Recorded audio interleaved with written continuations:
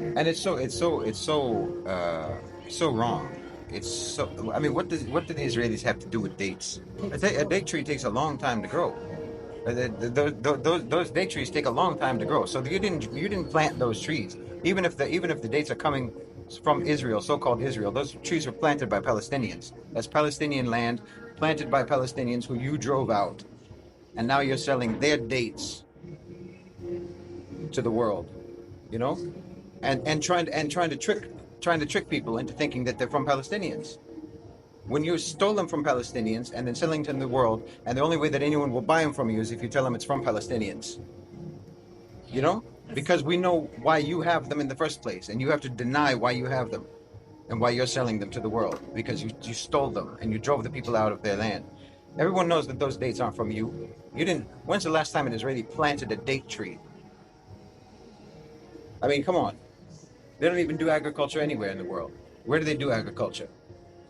Uh, they don't even dig the diamonds.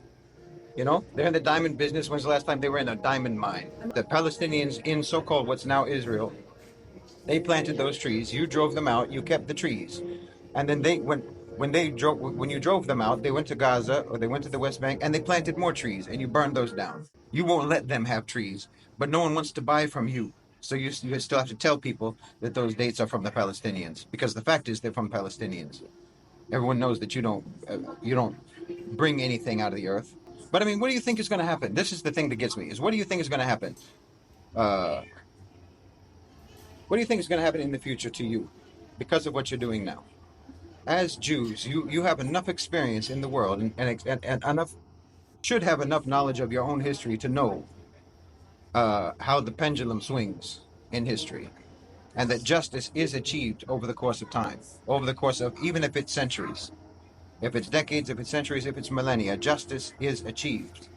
There's not only justice in the akhirah, there's justice in the dunya, but it's across time.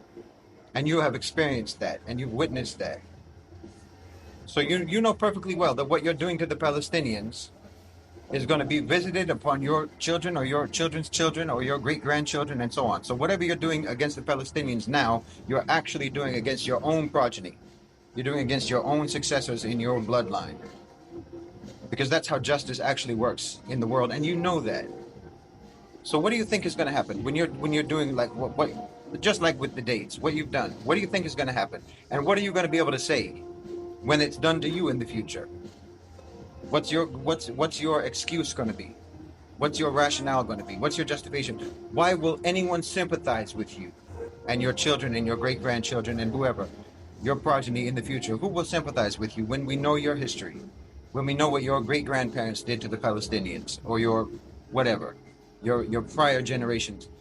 And we know this is what goes around comes around. You know that. You know that better than anyone, that what goes around comes around. But you don't want to have come around what you're sending out. You don't want it to come back to you, but you know it will. But it means you don't care about your own children. You don't care about your own future generations. When you're committing this kind of injustice against people in the world, that means you're a traitor to your own future generations. You're a traitor to your own children and children's children. And look how stupid you are. Really, how stupid you are. You're putting you're putting all of your trust in yours for your safety and security in the hands of people on the basis of knowing that they are only supporting you because they want to destroy you. How stupid is that? I mean, really, what happened with the mythological Jewish intelligence? That you're making this deal with the devil. You know, for you, it's the deal with the devil. Deal with what you regard as and not unjustly regard as mushrikeen, the evangelical Christians. You're not even allowed to pray in their church. You're not even allowed to enter their church. But you're seeking safety and protection and support from them based on their desire to have you decimated, to bring back what you regard as a false messiah who will kill all of you. That's the basis for your relationship, you know? Like, how do you think that that's going to go? How does that... What are you thinking? I mean, really, what we... Like, you know perfectly well that the only people you've ever been safe with are Muslims. You know perfectly well the only people that you were ever safe and secure and stable with, and we gave you your golden era. How many thousand of years you people existed until we came along? You never had a golden era, and you didn't have one since. You haven't been able to achieve a golden era on your own, because we know, as Allah said, you can't. You can only flourish. You can only have any confidence when you have a guarantee of safety or security from someone who's more powerful than you. But when you had a guarantee of safety and security from us, because we're more powerful than you, we're also better, and we also follow our religion, and so we allowed you to flourish and have a golden age. But when you seek safety and protection from people who the whole basis of their granting you safety and protection is for the sake of moving you into a trap to have you killed, that's the basis of your relationship with the Christians. You never had a golden era. You sought refuge in Europe, and they put you in concentration camps and burned you alive. That's the outcome when you seek the safety and protection from the West. When you sought safety and protection from the Muslims, you had your golden age. But the point, but the other thing of it is because it's like a family dispute where it's like Cain and Abel. It's like Qabil and Habib. One is accepted by Allah. Yes. One of the two of us is accepted. We're like cousins. We're brothers, cousins, whatever. Bani Ismail, Bani Ishaq. And you keep messing up. You're really the dysfunctional one in the family, and we're the prodigy genius child. We're the most beloved prodigy genius child in the family, and you keep messing up. You don't stop messing up. Allah kept sending you prophets, but why though? Because you kept messing up. Because you kept going astray. It's like you're addicted to going astray. He would send you a prophet. He would send you a book, and you would change the book. You would change the words. You would say, "Oh, let's do this instead. Let's listen to what the rabbi says instead of what the prophet said. Let's change the words or whatever. Let's mess up," and you go astray every time, again and again and again and again and again, endlessly. And then, one time, one prophet was sent to us. One book was sent to us, and Allah said, "Okay, this is the last. This is the last book. This is the last prophet." What makes that possible? Us. The fact that that when Allah said that this is the last message, this is the last prophet, what He's telling us is that we as Muslims, we will never go astray. That's a guarantee. That's a promise. When Allah said that He's going to protect the book, He's going to preserve the Quran, that's a guarantee about us, ourselves, that our ummah will be the only ummah that ever received revelation that stuck to it. In all of human history, we're the only ummah of mankind that ever stuck to the revelation.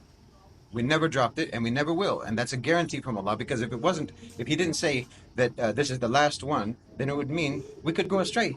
We might go astray, and it would require sending another. So He's not saying it's not like an ultimatum where Allah is saying, I'm finished with you people. I'm not sending any more prophets. Khalas, I'm done. You take it or leave it. This is the last one. That's not how it is. He's saying this is the last one because this is the last one that you need. Because these people who I gave the book to, they're never going to mess up with it. They're never going to change it. They're never going to go astray from it. They'll preserve it forever. These are the right people. So there's no need for another prophet. There's no need for another book. Not just because Islam is complete. Because who said that it wasn't complete before? Who said that what was given to Isa alayhi salam, what was given to Musa alayhi salam, the Suhuf, Ibrahim, who said that those weren't complete, that Allah sent incomplete messages? Probably not. The only reason that it was required to send another one is because they messed up with that one. But Allah is telling us that this is the last one means we're not going to mess up. Because it's not like if we messed up and then Allah doesn't love humanity anymore, doesn't want them to be guided. If He knew that we were going to mess up, then it means that there's going to be another prophet, there's going to be another book. But He said specifically, no, this is the last one, last message, last prophet, last book, last revelation, last ummah. Because this ummah will not mess up. We won't go astray. And like I said, we're the only one in the history of the world, in the history of all mankind. And we should be proud of that, because when Allah said that it's the last message and it's the last prophet, that tells us something about us. That means it's safe with you. The revelation is safe with you. The deen is safe with you. you know? And so the Jews resent that because you know what you do. You know how you've been. And we know too. And okay, that's how you are. What to do? We're better than you. The Muslim Ummah is better than you. You should join it. That's the good thing about it. You can still be it. You can come anytime. Anybody can join. It's not a racial thing. It's not exclusive. You can enter very easily, as we see all these celebrities joining. Everybody is the trend. So you should join the trend. You know, it's like that guy. It's like that. I told you about that one time. That guy who was in Israel who got stopped. The Jamaat Tablighi guy who got stopped in Israel. He was being questioned, and they were like, "We know you want to drive us into the sea. You want to drive us out of here. You want us all dead." Or he's like, "Nah, we don't want anything. We just want you to say La ilaha illallah Muhammad Rasulullah. That's all we want." And we find, and that's the truth. That's all we want. We don't need anything else from you. Just become Muslim.